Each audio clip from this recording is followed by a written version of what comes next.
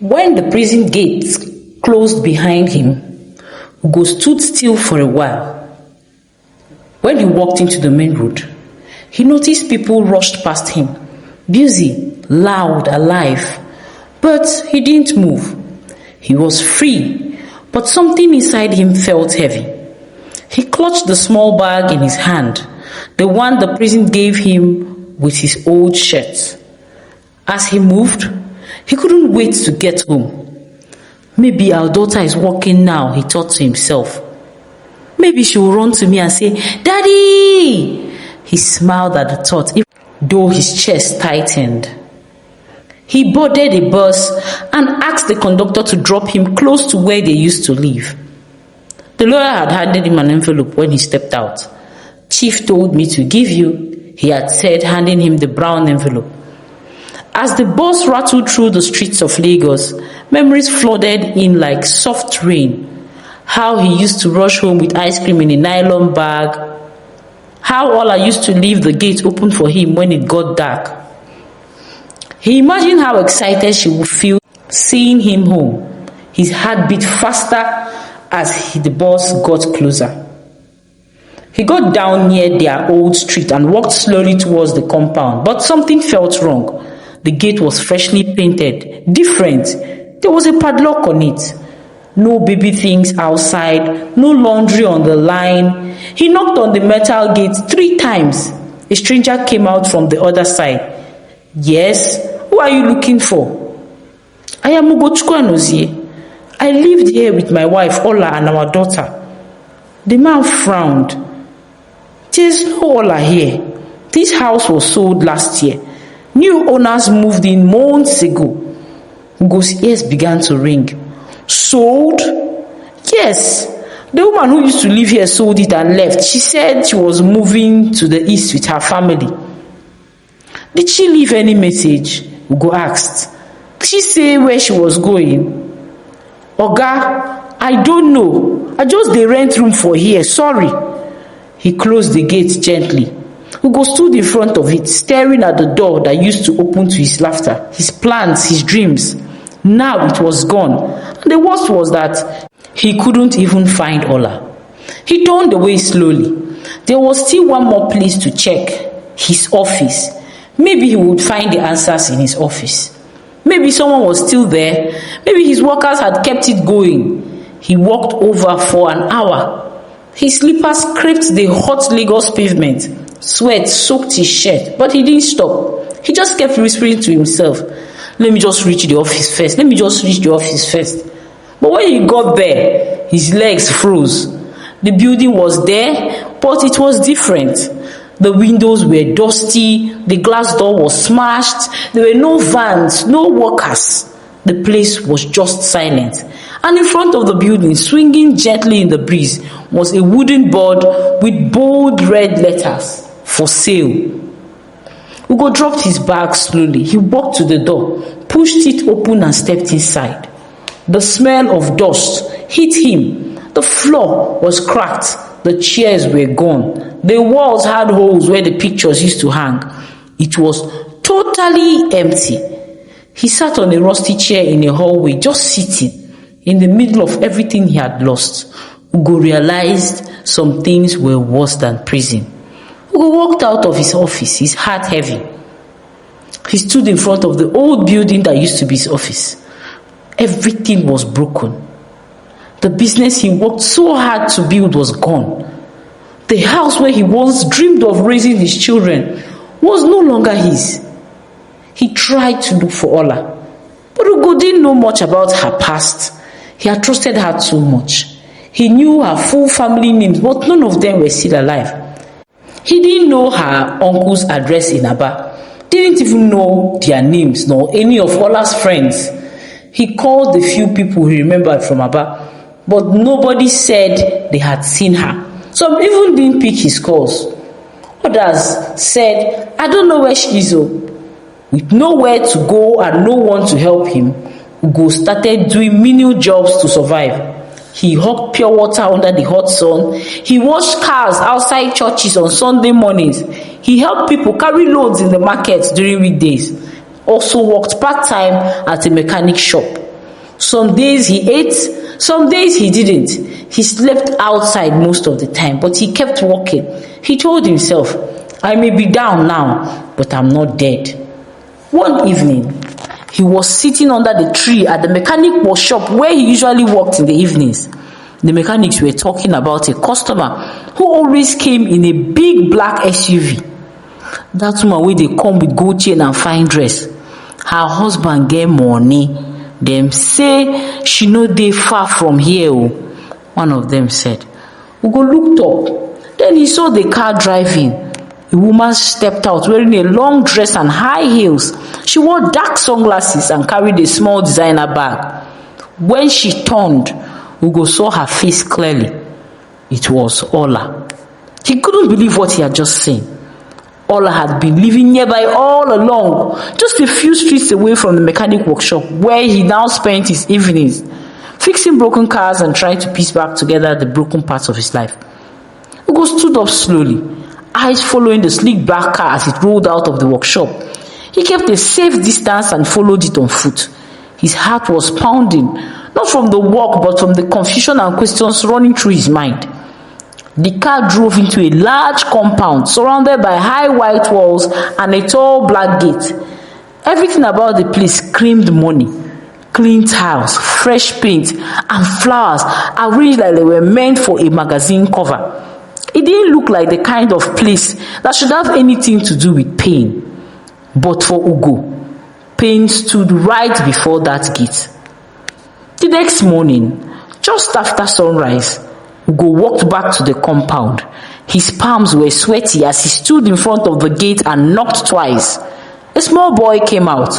His eyes scanned Ugo's worn-out shirt, dusty trousers, and tired face. Oga, who you dey find? The boy asked. I'm here to see your madam. Is Madam Ola around? Ugo said, his voice steady but low. The boy didn't say anything. He just looked at him, turned, and walked back inside. Minutes passed. Ugo stood there, heart beating loudly, ears ringing from 1,000 thoughts. Then the gate creaked open. She stepped out slowly. Ola. She wore a flowing yellow dress, gold earrings that sparkled in the morning sun, and her hair was packed neatly in a bun. Her skin glowed like someone who had never known struggle. Her eyes landed on him and she froze. Her lips parted slightly. No sound came out at first. Then, almost like a whisper, she said, Ugo! He didn't speak. He just stared at her, his chest rising and falling with every breath he struggled to take. You are out? She asked, her eyes widened. What happened? How did you get out? She added, quickly faking concern. Her brows creased like someone trying to act surprised. Before he could answer, a little girl came running from inside the compound. Mommy, mommy, mommy, she shouted, her tiny feet pattering across the tiles as she ran into Ola's arms. Ugo's eyes dropped to the child. She looked just like Ola. 1,000 things passed through his mind, but no words left his lips. Ola took a small step forward, holding the child close, her hand resting on the gate like she needed it to balance herself. Ugo finally found his voice. Why? He asked quietly, eyes still on her. Why did you do this to me, Ola? Her lips tightened. Ugo, I wanted to come. I swear I did. I really wanted to come, Ugo, she stammered, eyes darting left and right. I tried, but what did I ever do to deserve this? Ugo continued. You never came to visit me, not once in 3 years, Olachi. You left me there like I was nothing. And now, you have sold my house, my company, everything I built, Olachi, you sold it all. That was when something shifted in her. Her eyes turned cold, her mouth hardened. She adjusted the child on her hip and folded her arms. Why are you here, Ugo? For pity? Or for judgment? She asked sharply. What do you want from me now? The sudden change in tone caught him off guard. What? He asked, blinking. I said, what do you want from me now? She repeated, voice louder this time. Ugo looked at her like he didn't recognize her anymore. Do I owe you anything? She sneered. Everything you did for me, you did it out of love, right? Nobody forced you. So don't come here acting like I owe you explanations. You owe me explanations, Ola. I trusted you with my heart. I gave you my house, my business. I beg, Ugo. You were never smart. She said, her voice like poison. You're always thinking with your heart. Always acting like a hero. You were just a tool, Joe. And guess what? You have served your purpose. And that's it.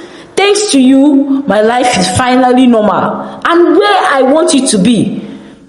Ugo's throat tightened. Me? A tool? Okay. Please, can I at least hold my daughter? He asked quietly, pointing towards the little girl, now hiding behind her mother's dress. Ola laughed, cold and cruel. Daughter, she said with a scoff. This child is not yours, oh. She never was. Ugo stepped back slightly, stunned. You mean this is not my daughter? She stared wide-eyed at him, pointing angrily. I don't know why you came here, but just go back to wherever you crawled out from. Maybe even back to that prison. You looked better in chains.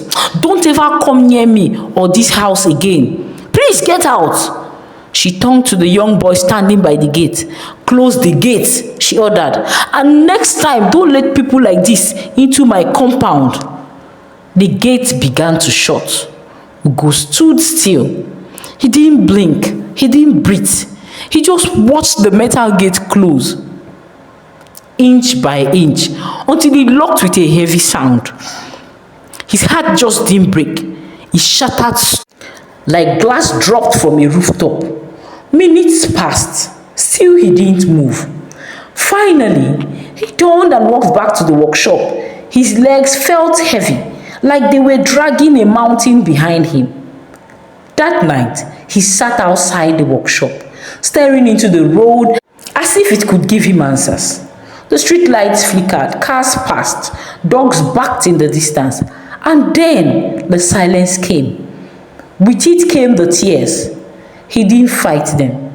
He didn't wipe them. He just sat there, broken and bleeding inside, as the tears poured freely down his face. After that day at Ola's gate, something inside Ugo changed.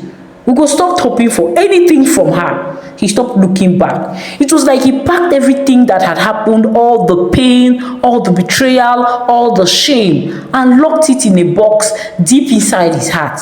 And once that box was closed, Ugo turned his eyes to something else. He decided that he would rise again. He stopped walking entirely and worked only at the mechanic workshop.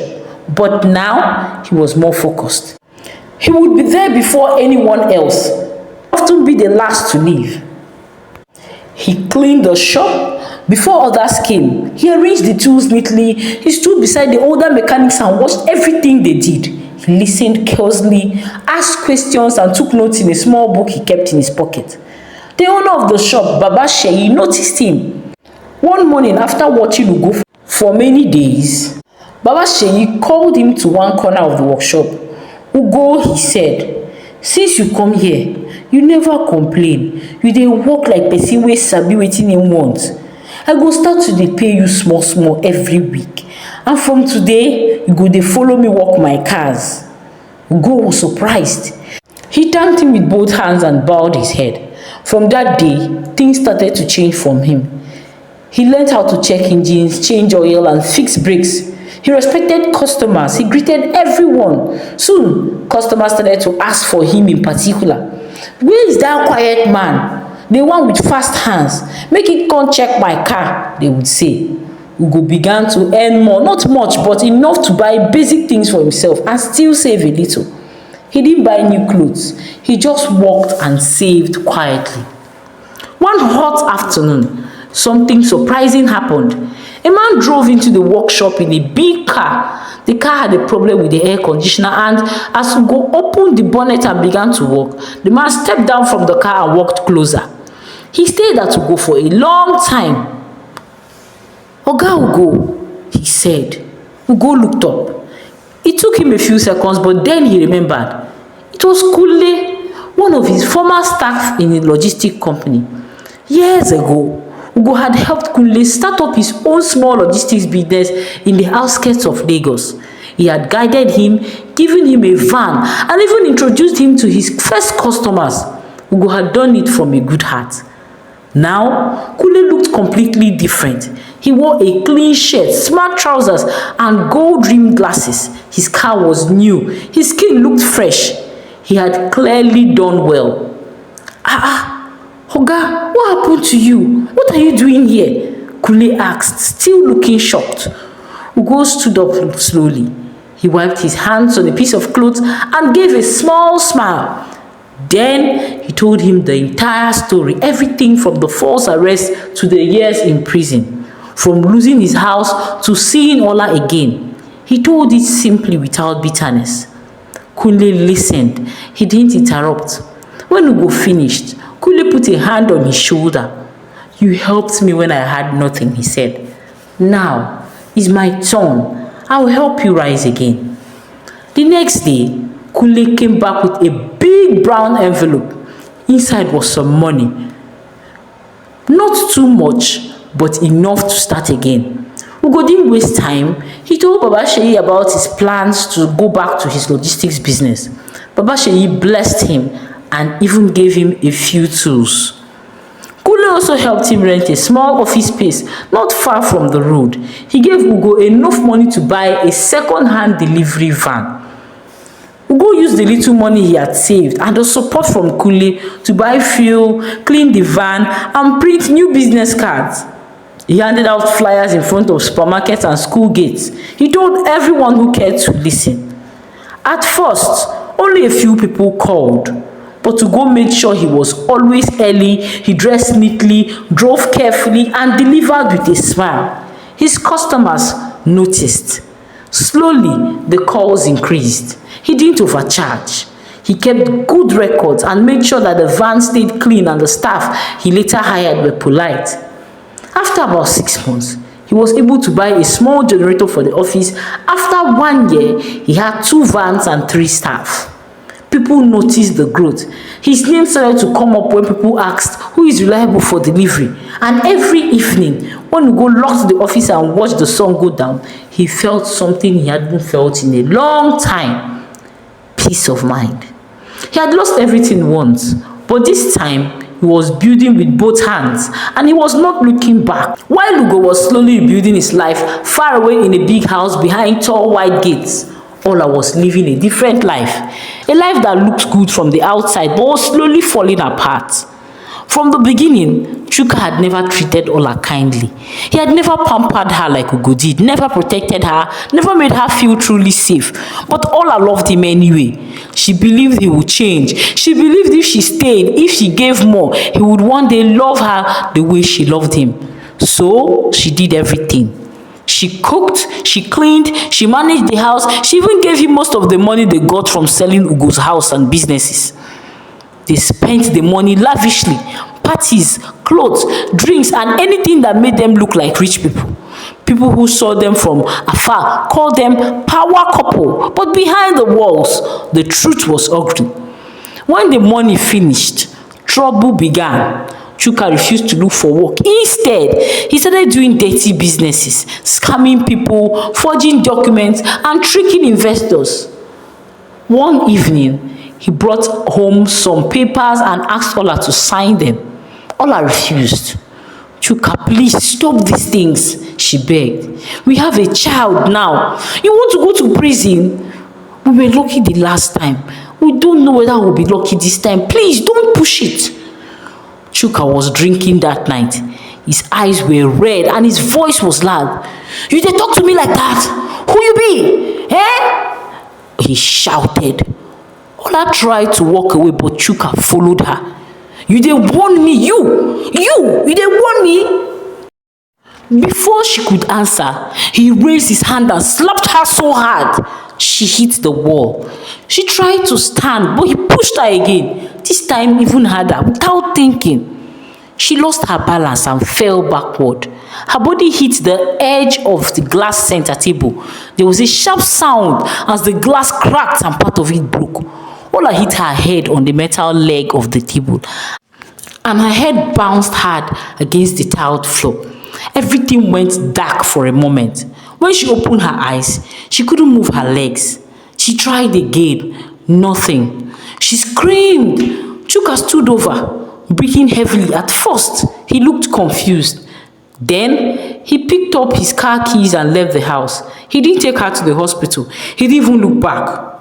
It was the staff in the house who heard her cry and came to help. They rushed her to the hospital. The doctor told her the truth. You've suffered a spinal injury. You won't be able to walk for a long time, maybe never. Ola cried like a child that night. She held her daughter in her arms and wept, not just from the pain, but from everything, from regret, from shame, from the weight of the life she had chosen.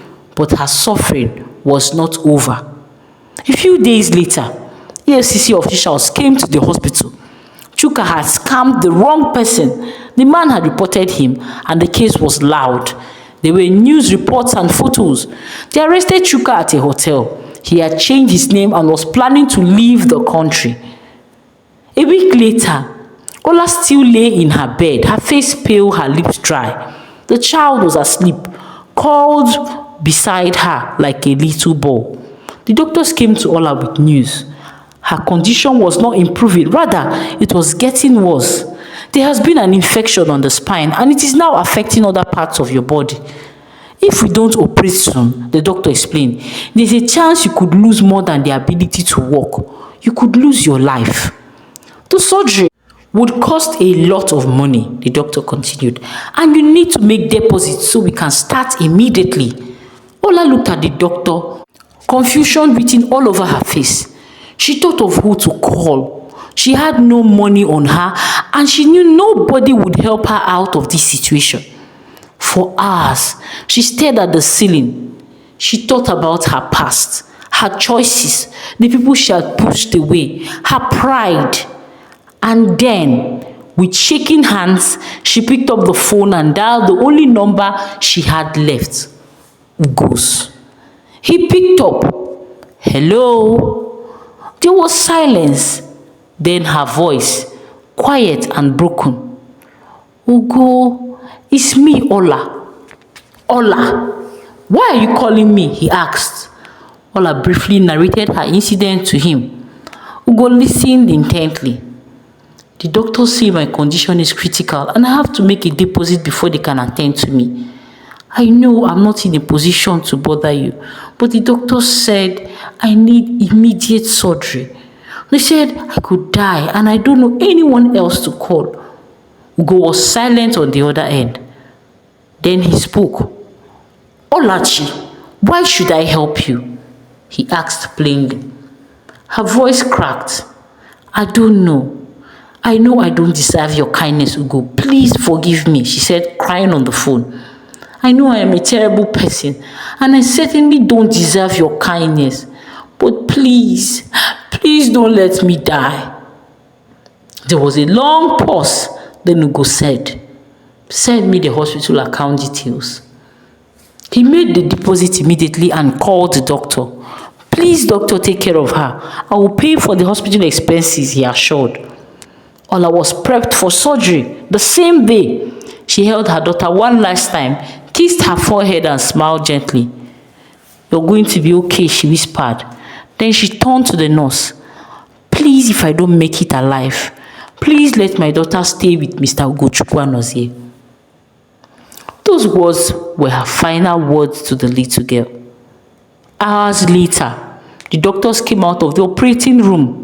They had done their best, but it wasn't enough. Ola had lost too much blood. Her body was already too weak. Her heart gave out during the final part of the surgery. She died on the table. The hospital called Ugo. The nurse on the line spoke gently. We are sorry, sir, but Your sister didn't make it. She told us to tell you to come and pick up her daughter in case she doesn't make it alive. Ugo stood in his office, staring out of the window. He said nothing. He didn't cry. That evening, he buried her quietly in the cemetery, just a small grave and a handful of people from the hospital. He carried her daughter in his arms, and from that day on, he raised her like his own. He named her Olachi. He fed her, bathed her, braided her hair, walked her to school and told her stories every night. And one morning, while they sat outside under a tree, she touched his arm and said, "Daddy, can I draw you today?" Ugo smiled. 3 months later, Ugo received a letter from EFCC. They had finalized Chuks' case. He had been charged with fraud, money laundering, and murder. The letter was due to the violent attack that led to Ola's fatal injury. As part of the recovery process, the EFCC was able to trace and retrieve some of the proceeds from the sale of Ugo's house. They also recovered original land documents tied to his former logistics company. The documents were returned to him, along with a formal letter acknowledging that he had been wrongfully implicated years ago. Ugo stood in front of the old office building that once carried his dreams.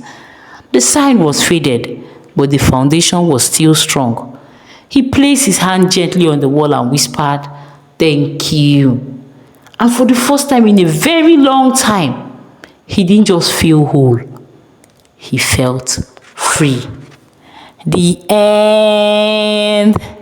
Thank you so much for joining me in today's deeply emotional story. As we've seen, betrayal doesn't always come with a warning. It sometimes comes from the very people we once trusted with our entire hearts.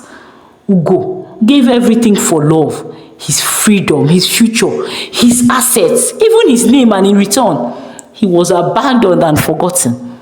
But instead of letting that pain turn him bitter, he chose to rise. He chose peace. He chose purpose. On the other hand, Ola's story reminds us of how pride, selfishness, greed, and poor choices can lead to deep regret. She thought she had won, but what she gained cost her far more than she had ever expected. Imagine her dignity, her freedom, and eventually her life. What's truly powerful in this story is how Ugo still chose to help her. Imagine, he didn't even revenge.